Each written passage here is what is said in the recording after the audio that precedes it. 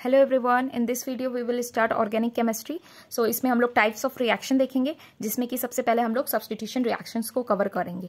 ठीक है, substitution reactions में on the basis of attacking reagent 3 categories में हम लोग बांटते हैं। उन तीनों कैटेगरीज को हम लोग इसी वीडियो में कवर अप करेंगे। ठीक है, तो सब्स्टिट्यूशन रिएक्शंस क्या होता है? The direct displacement of atoms or a group of atoms in an organic molecules by another atoms or a group of atoms without any altering in the remaining part of the molecules is called substitution reaction. So substitution reactions उस reactions को कहते हैं जिसमें कि एक atom या फिर group of atom दूसरे के एटम या फिर दूसरे के ग्रुप ऑफ एटम को क्या करेगा? डिस्प्लेस करेगा। ठीक है, मतलब दोनों का पोजीशन क्या हो जाएगा? चेंज हो जाएगा।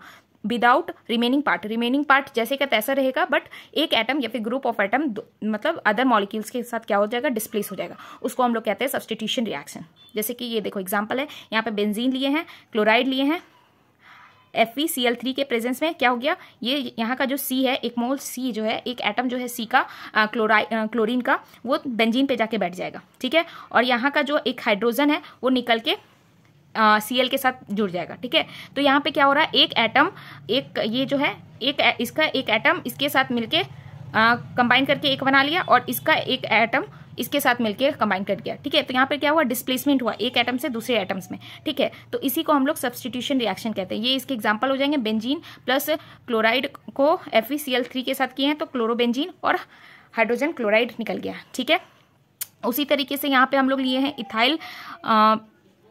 इथाइल ब्रोमाइड लिए हैं, ये Br है इथाइल ब्रोमाइड। उसको हम लोग पोटेशियम हाइड्रोक्साइड के साथ रिएक्ट कराए हैं तो इथाइल हाइड्रोक्साइड बन गया है, और यहाँ पे हाइड्रोजन ब्रोमाइड निकल गया है। ठीक है, तो यहाँ पे देखो ब्रोमीन जो था वो यहाँ पे चला गया, और यहाँ का जो हाइड्रोक्साइड था वो इसके साथ रिप्लेस हो गया। ठीक है, तो इस तरीके के रिएक्शंस को हम लोग सब्स्टिट्यूशन रिएक्शन कहते हैं। ठीक है, on the basis of attacking reagent. ठीक है, अटैकिंग रिएजेंट के बेसिस पे हम लोग सब्स्टिट्यूशन रिएक्शंस को 3 कैटेगरीज में बांटे हैं। ठीक है, जिसमें कि सबसे पहला आता है न्यूक्लियोफिलिक सब्स्टिट्यूशन रिएक्शंस। ठीक है, जहां पे अटैकिंग रिएजेंट जो होगा वो हमारा क्या होगा? न्यूक्लियोफाइल्स होगा। जहां पे हमारा जो अटैकिंग रिएजेंट होगा न्यूक्लियोफाइल्स होगा, उसको हम लोग कहेंगे न्यूक्लियोफिलिक सब्स्टिट्यूशन रिएक्शन। इस तरीके का रिएक्शन बेसिकली हम लोग को एल्काइल हाइलाइड के कंपाउंड्स में देखने को मिलता है। ठीक है, next nucleophilic substitution reactions further 2 तरीके का होता है, SN1 reaction and SN2 reactions. ठीक है, सो SN1 रिएक्शंस क्या होता है और SN2 रिएक्शंस क्या होता है? SN1 रिएक्शंस,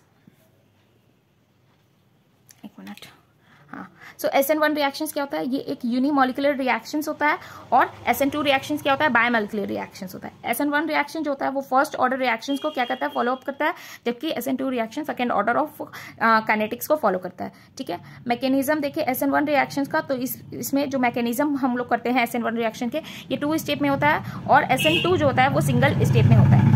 SN1 रिएक्शंस का रेट ऑफ रिएक्शन देखिए तो वो डिपेंड करता है सबस्ट्रेट पे, ओनली सबस्ट्रेट पे। ठीक है, SN1 का जो रिएक्शंस है वो ओनली सबस्ट्रेट पे डिपेंड करता है, जबकि SN2 का जो रिएक्शंस है, रेट ऑफ रिएक्शन जो है, कितनी देर में रिएक्शंस जो होगा वो प्रोड्यूस होगा, वो डिपेंड करता है कंसंट्रेशंस पे, सबस्ट्रेट का कंसंट्रेशन पे और न्यूक्लियोफाइल्स पे। ठीक है, सो SN1 रिएक्शंस में सिर्फ कंसंट्रेशन सबस्ट्रेट का उस पर डिपेंड करता है रेट ऑफ रिएक्शन, जबकि SN2 रिएक्शंस में तुम्हारा सबस्ट्रेट और न्यूक्लियोफाइल दोनों पे डिपेंड करता है रेट ऑफ रिएक्शन। ठीक है, आगे बढ़ते हैं। आगे क्या है? Carbocation is formed as an intermediate part of reaction. ठीक है, तो SN1 रिएक्शंस में क्या होता है? कार्बोकैटायन जो है वो एज अ इंटरमीडिएटरी, मतलब बीच में निकलता है, हमारा कार्बोकैटायन बनता है। ठीक है, और इसमें कोई कार्बोकैटायन फॉर्मेशन नहीं होता है। ठीक है, और ऑर्डर ऑफ रिएक्टिविटी देखिए तो 3 डिग्री, 2 डिग्री और 1 डिग्री, ये ऑर्डर ऑफ रिएक्टिविटी है। इसमें ऑर्डर ऑफ रिएक्टिविटी SN2 में क्या हो जाता है? 1 डिग्री, 2 डिग्री, 3 डिग्री। अगर आपको डिटेल वीडियो चाहिए SN1 और SN2 रिएक्शन पे तो आप कमेंट करिएगा, मैं उस पर भी ले आऊंगी। ये अभी थोड़ा लेंथी ना हो जाए इसलिए हम फुल डिस्क्रिप्शन नहीं दे रहे हैं। ठीक है, डेफिनेशन देख लिया। नेक्स्ट टाइप, हाँ, तो हम कहाँ थे? हम न्यूक्लियोफिलिक सब्स्टिट्यूशन रिएक्शंस कर लिए थे। अब हम लोग इलेक्ट्रोफिलिक सब्स्टिट्यूशन रिएक्शंस करेंगे। सो इलेक्ट्रोफिलिक सब्स्टिट्यूशन रिएक्शंस वो रिएक्शंस होते हैं जिसमें कि अटैकिंग रिएजेंट हमारा क्या होता है? इलेक्ट्रोफाइल्स होता है।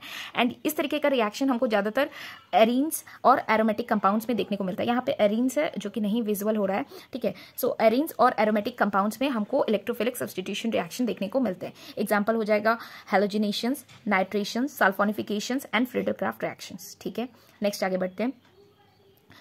Free radical substitution reactions. नाम से ही लिखा है फ्री रेडिकल्स, मतलब इसमें जो अटैकिंग रिएजेंट्स होंगे वो कौन होंगे, फ्री रेडिकल्स होंगे, ठीक है।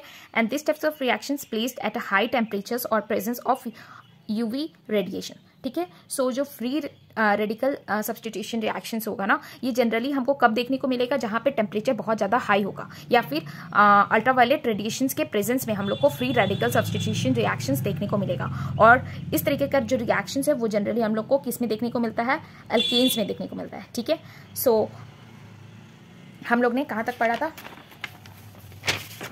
सो हम लोग ने सब्स्टिट्यूशन रिएक्शन देखा था। सब्स्टिट्यूशन रिएक्शन में क्या होता है कि एक कंपाउंड्स का एक एटम्स या फिर ग्रुप ऑफ एटम्स दूसरे के कंपाउंड से एटम्स या फिर ग्रुप ऑफ एटम्स को क्या करता है, डिस्प्लेस कर देता है, ठीक है। तो उसको हम लोग सब्स्टिट्यूशन रिएक्शन कहते हैं on the basis of attacking reagent. 3 तरीके का सब्स्टिट्यूशन रिएक्शन देखा, nucleophilic substitution reaction, electrophilic substitution reaction and free radical substitution reaction. Nucleophilic substitution reactions में अटैकिंग रिएजेंट न्यूक्लियोफाइल्स होते हैं और जनरली ये रिएक्शन जो है वो हमको अल्काइल हैलाइड में देखने को मिलता है।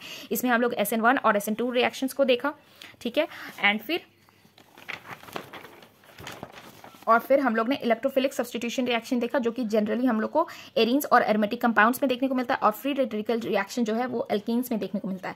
सो इस वीडियो में इतना ही, एंड मैंने सब्स्टिट्यूशन रिएक्शन इस वीडियो में कवर किया। नेक्स्ट वीडियो में हम लोग एडिशन रिएक्शन, एलिमिनेशन रिएक्शंस को भी कवर करेंगे।